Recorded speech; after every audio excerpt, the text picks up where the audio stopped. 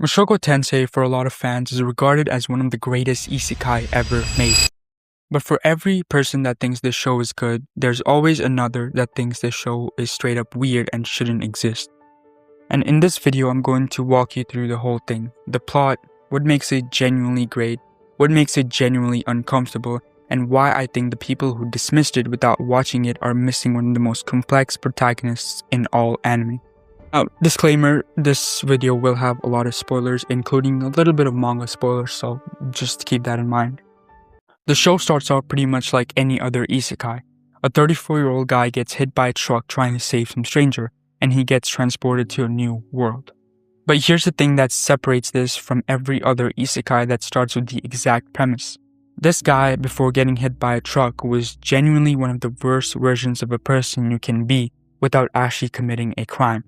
He was a shut-in, a complete shut-in who hadn't left his house in years.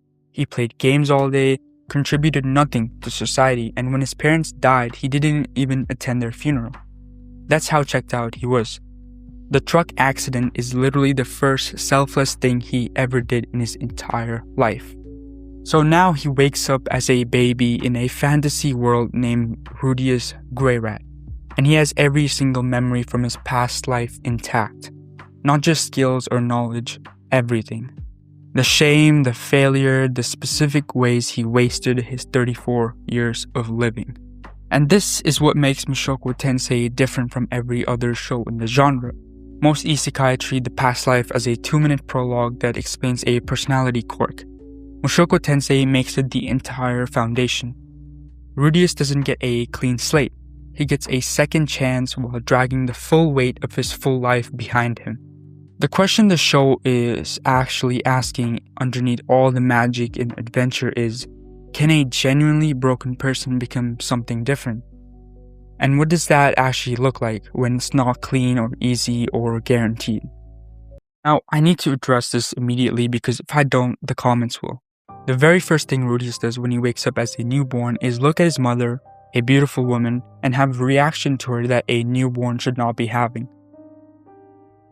And look, I get it. I understand why that's the first thing people point to when they say the show is wrong for many reasons. Because technically you have a 34-year-old man's consciousness in a baby's body having sexual thoughts about his own mother. That is warped reality, and I'm not going to pretend otherwise. But here's the argument I want to make, and stick with me. Because there is a difference between a show that endorses this behavior versus a show that depicts it honestly. Mushoku Tensei is not telling you to go out and, have sexual thoughts about other people or specifically your mom. It's just depicting the character flaw of Rudius Greyrat. FBI, open up! Mushoku Tensei is showing you that this man's damage came with him. His worst impulses didn't disappear just because he got a new body. And the show is going to spend the rest of its runtime showing you what those impulses cost him. In relationships, in self-respect, in the trust of people who care about him. Every time Rudius acts on his worst instincts, there are consequences. Sometimes immediate, sometimes delayed, but always real. He's not framed as a hero who happens to have some quirks. He's framed as a broken person who is trying, and sometimes failing badly, to be less broken. And it requires you to sit with discomfort rather than look away from it. If you can't do that, fair enough, but calling the show thoughtless because it made you uncomfortable is a different argument than calling it badly written, and those two things need to be separated. So Rudius starts practicing magic using his dad's old books. Now in this world, most people have to recite an incantation out loud before casting a spell. It's just how magic works. Rudius figures out pretty quickly that he doesn't have to do that. He can cast silently, which is genuinely rare. He doesn't fully realize how unusual this is until he accidentally creates a water bubble so enormous it blows through half his house. His parents find out their toddler just destroyed the living room with magic and immediately understand they have a prodigy on their hands. So his mother, Zenith, hires a magic tutor, and this tutor is Roxy Migurdia, a Migurd demon who looks like a small child but is actually in her 40s. She teaches Rudius all the magical foundations, water magic, fire magic, combat casting, everything. and she pushes him to surpass his limits in ways his parents couldn't. But the most important thing Roxy does for Rudius has nothing to do with magic. In his previous life, Rudius couldn't leave the house. Every time he tried, school, work, anything outside his front door, he got bullied, humiliated, sometimes physically. He developed a genuine psychological barrier around leaving his own home, a PTSD around the outside world. Roxy takes him outside. Just a simple horse ride through the countryside, and Rudius looks at the farmland and the open skies, and something in him shifts. He realizes the outside world isn't the same here. The thing that broke him in his first life doesn't have to define this one. It sounds small, but it isn't. That moment is the first real crack in the wall he built around himself. And it's Roxy who creates it. Not through a dramatic speech, but just by making him leave the house. Something so small, yet so beautiful. Now, the important thing about Roxy is she's not a one-off character. She comes back in Season 2 and Season 3, and she has her own full dedicated arc that I'll get into later. She's one of the most compelling characters in the whole show, specifically because the show takes her seriously as a person, rather than just using her as a tutorial character and forgetting about her later. After Roxy leaves, having realized Rudius surpassed her a long time ago, Rudius starts practicing outside and meets a kid he assumes is a boy because of their short hair and ambiguous appearance. Her name is Sylphiette. He calls her Sylphie. They become close friends. Sylphie has her own insecurities.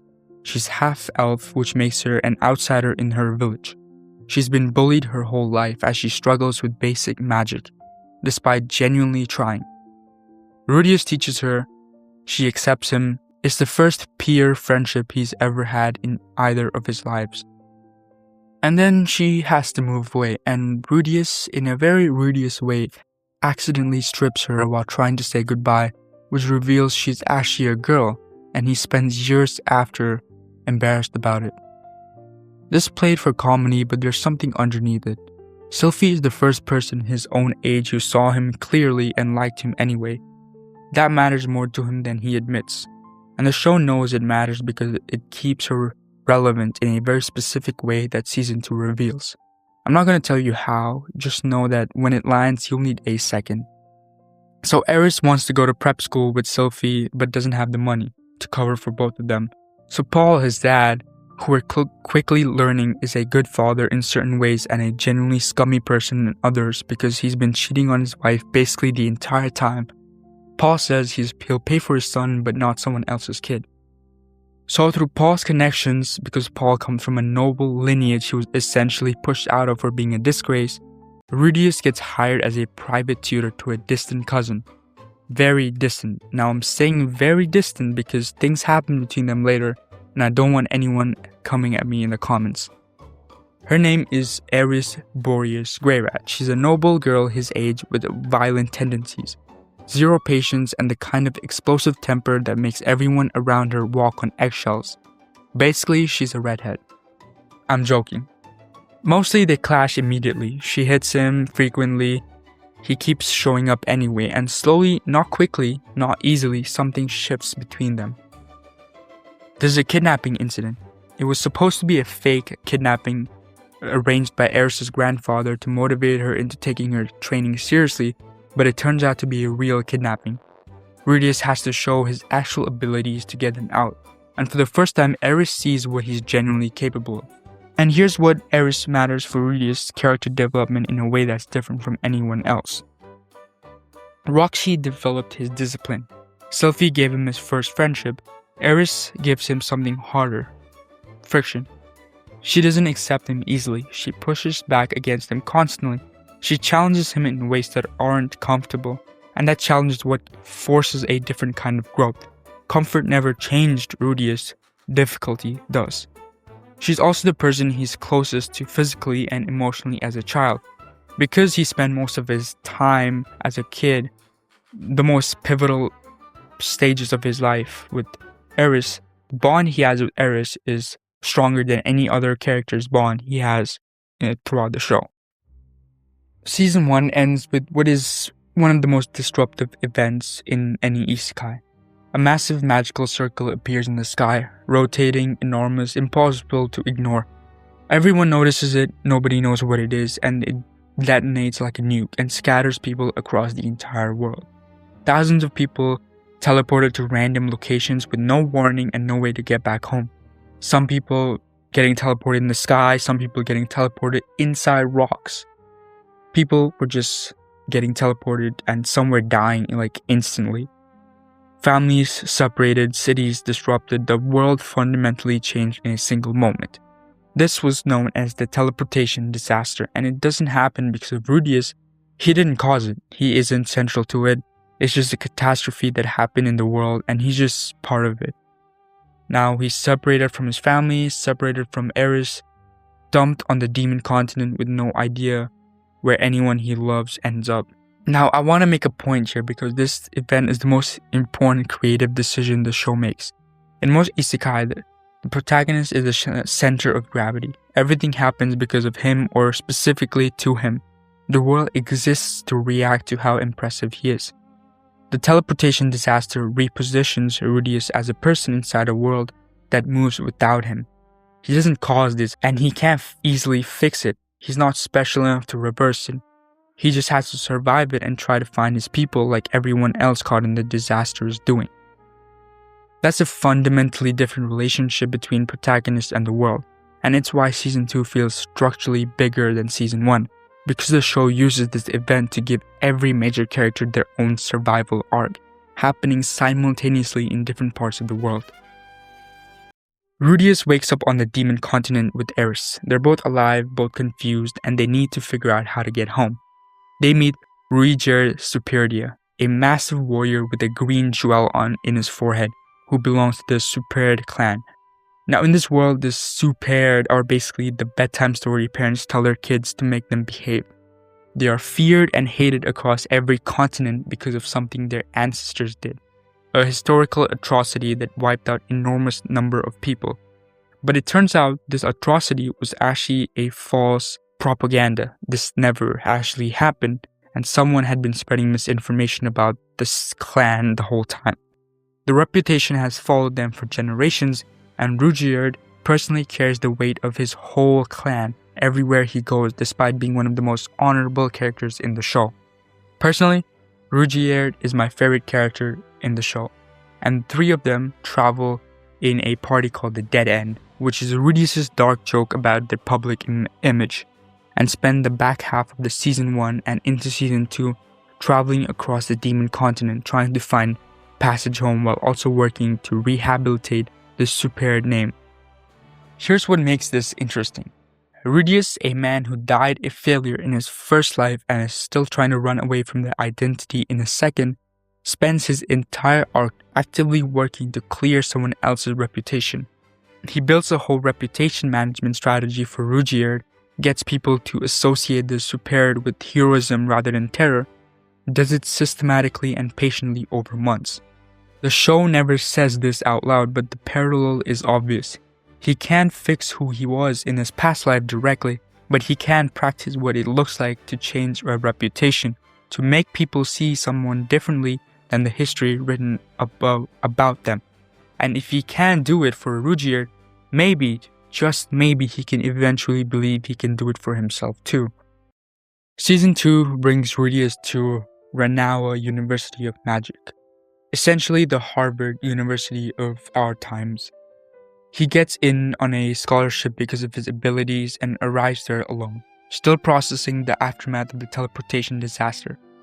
And then he meets a student, silver hair, green eyes, wearing what I can only describe as a VR headset for some reason, acting like she's Gojo Satoru or something. I don't know why she thinks that. Rudius spends several episodes convinced this is just some random elf who resembles his childhood friend. It turns out it is not. I'm not gonna tell you more than that. Just know that when the reveal happens and it's not a dramatic twist, it's delivered very quietly, and you'll feel it.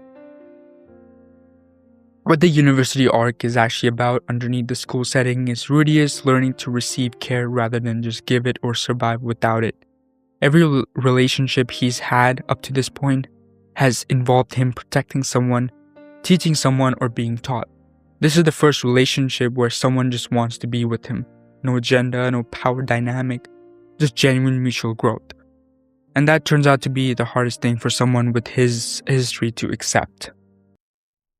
Halfway through season 2, Rudius reunites with his father, Paul, the man who taught him swordsmanship as a child, who has a complicated history of infidelity that the show neither fully condemns nor excuses, who has been searching desperately for his scattered family since the teleportation disaster. And it is not the reunion either of them imagined. Paul confronts Rudius with something that genuinely catches him off guard. He essentially asks, "You are a prodigy, you crossed an entire continent, you built a traveling party, you got yourself to a prestigious university. Why didn't you spend any of that time and abilities actively searching for your family?" And Rudius, a man with memories spanning more than 35 years, has no answer, because Paul is right. He didn't think about it. He got caught up in his own journey and the people immediately around him, and the family he couldn't locate felt abstract rather than urgent. The conversation that follows is one of the most emotionally specific pieces of writing I've seen in this genre. Not because it's dramatic in the conventional sense, but because it's two people who love each other and have failed each other trying to say things they should have said years earlier and not quite managing to say them correctly even then. Paul is partially right in his frustration. Rudius is partially right in his defense. Neither of them is fully right. Both of them are hurt, and the show doesn't resolve it cleanly. It just lets both perspectives be true at the same time. That is what real family conflict looks like, and it is almost never what anime shows you. At a certain point in season 2, Eris comes back, and then she does something that Rudius and most viewers on first watch experience as betrayal. She sleeps with him and leaves. She leaves his note, disappears without a real conversation, without an explanation, without giving him any of the things he would have needed to process it. And look, I'll be honest with you, what Eris did was messed up. And this is the thing first-time viewers miss. The show is not endorsing what she did, it's showing you the consequences. Rudius loses the one connection that had given him the most courage and stability in his new life. The person he was closest to, gone, without warning, and the aftermath is genuinely devastating in a way the show doesn't rush past. He falls into depression now. He can't function, he can't perform, and yes, I mean that literally. The show depicts his erectile dysfunction as a very specific problem of psychological trauma, which is simultaneously the funniest and most honest thing it does.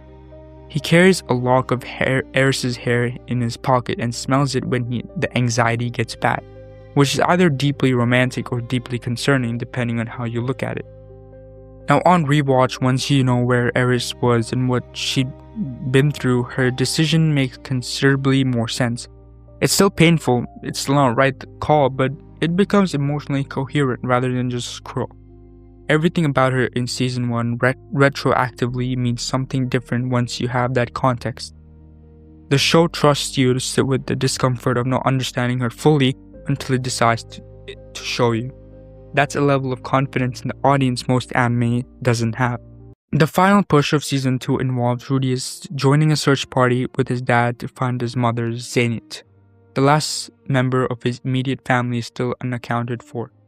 They track her to a massive underground maze, one of the most dangerous locations in the world, and go in together. Rudius, Paul, and their crew. At this point, Roxy catches feelings for him, and now it's Rudius, Paul, Roxy who get reunited, and for the first time in the show, people that love Rudius are all in the same place at the same time. You probably already have a sense of where this is going. They find Rudius' mom, but she's still alive but in a sort of comatose state, conscious but still unresponsive. They get her out and then a creature attacks. Something enormous, one of the most powerful things they've ever encountered. Something that can deflect and negate magic altogether. Literally the most powerful creature in the show. Paul and Rudius fight it together along with the other group members, and Paul loses and Rudius loses his arm trying to save his dad. Now I want to say something about Paul specifically because I think people who dismissed him as a scummy, cheating dad miss who he actually becomes. Yes, Paul cheated on his wife. Yes, he had a child with the household servant.